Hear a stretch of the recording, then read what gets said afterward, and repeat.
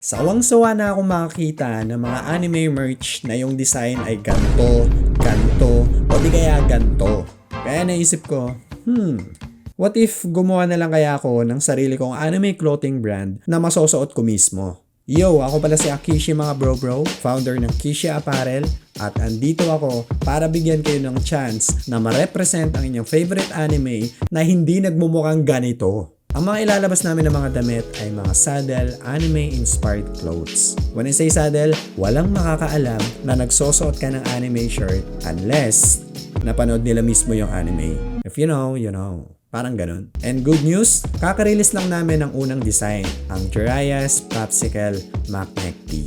Kung hindi ka totoong fan ng Naruto, talagang hindi mo malalaman kung anong meaning ng mga to. So ito yung popsicle scene ni Naruto at Jiraiya, at yung sa likod naman ay yung last message o code na binigay ni Jiraiya bago siya namatay. Yung shirt natin mga bro ay Maknae Tee, kaya goods na goods talaga to pang forma. Now, paano ka naman makaka-order? Since wala pa tayong Shopee at TikTok shop, pumunta ka lang sa official Facebook page natin na Kishi Apparel Co. Pagkatapos, message mo lang ako doon kung saan i-fill up mo lang ang mga to. At sa halagang 700 pesos, makukuha mo na tong saddle anime shirt.